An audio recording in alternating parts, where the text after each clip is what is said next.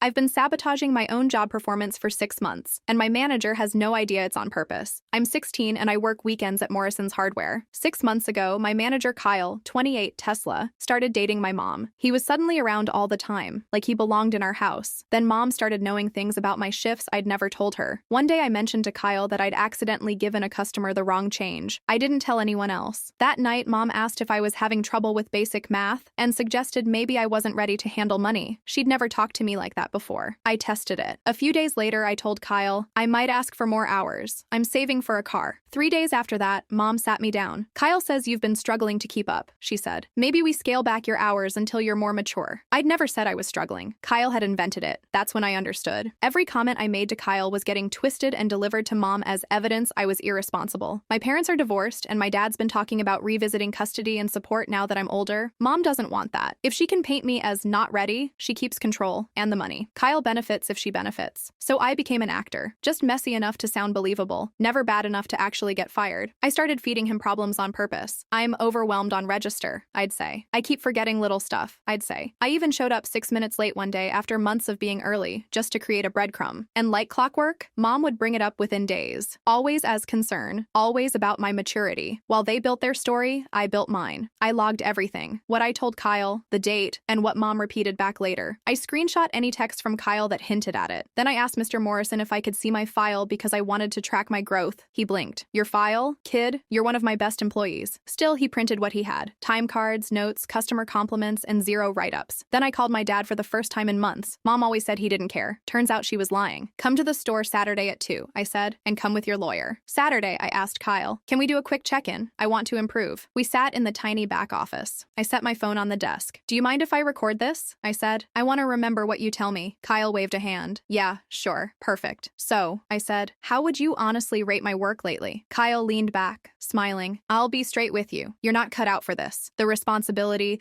the time management, it's too much. Your mom and I both think you'd be better off focusing on being a kid a while longer. Interesting, I said, because Mr. Morrison says I'm doing great. No write-ups, no complaints. Kyle's smile flickered. Before he could recover, the office door opened. My dad walked in with Mr. Morrison and a woman in a suit. Kyle stood up fast. What is this? Mr. Morrison's voice was flat. Kyle, you're done. I'm not having you use my store to mess with an employee's personal life. The woman stepped forward. Melissa Park. I'm her father's attorney. Kyle tried to laugh. This is ridiculous. I held up my phone. You just agreed to a recorded meeting and told me you and my mom talk about my maturity and my job. Then I slid my folder across the desk. And here are my actual records. Kyle's eyes darted to the door. My dad said, calm and cold, stop contacting my child. Stop coordinating with her mother about controlling her. If you don't, we'll handle it in court. Mr. Morrison pointed at the hallway.